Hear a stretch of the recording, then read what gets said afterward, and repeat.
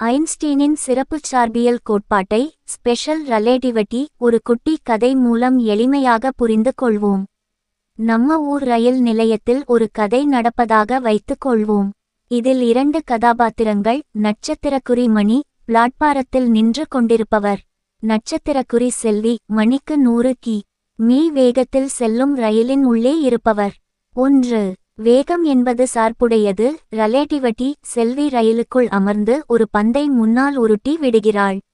அந்த பந்து 10 கி.மீ வேகத்தில் செல்கிறது என்று வைப்போம். நட்சத்திரக்குறி செல்விக்கு அந்த பந்து வெறும் 10 கி.மீ வேகத்தில் செல்வது போல் தெரியும். நட்சத்திரக்குறி மணிக்கு ரயில் ஒரு 100 கி.மீ, பந்து ஒரு 10 கி.மீ என மொத்தம் 110 கி.மீ வேகத்தில் செல்வது போல் தெரியும். இதுவரை எல்லாம் சாதாரணமாக தான் இருந்தது. ஆனால் இங்கே தான் ஐன்ஸ்டீன் ஒரு ட்விஸ்ட் வைத்தார். 2. ஒளியின் வேகம் மாறாதது. இப்போது செல்வி ஒரு டார்ச் லைட்டை அடிக்கிறாள். ஒளியின் வேகம் வினாடிக்கு சுமார் 3 லட்சம் கி.மீ.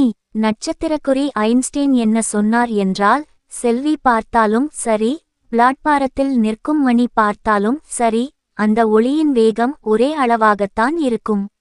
நட்சத்திரக்குறி ரயில் வேகத்தையும் ஒளியின் வேகத்தையும் கூட்ட முடியாது என்பது தான் ஐன்ஸ்டீனின் கண்டுபிடிப்பு. 3.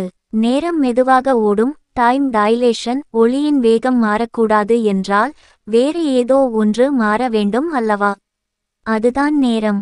செல்வி ஒளியின் வேகத்திற்கு நெருக்கமான ஒரு அதிவேக ராக்கெட்டில் பயணம் செய்கிறாள் என்று கற்பனை செய்யுங்கள். அவர் விண்வெளியில் 1 வருடம் சுற்றிவிட்டு பூமிக்கு திரும்புகிறார். நட்சத்திரக்குறி செல்வியின் கடிகாரப்படி 1 வருடம் தான் ஆகியிருக்கும். நட்சத்திரக்குறி ஆனால் பூமியில் இருக்கும் மணிக்கு 10 வருடங்கள் கடந்திருக்கும். அதாவது நீங்கள் எவ்வளவு வேகமாக பயணம் செய்கிறீர்களோ அவ்வளவு மெதுவாக உங்களுக்கான நேரம் ஓடும். இதைத்தான் கால நீட்டிப்பு என்கிறோம். 4.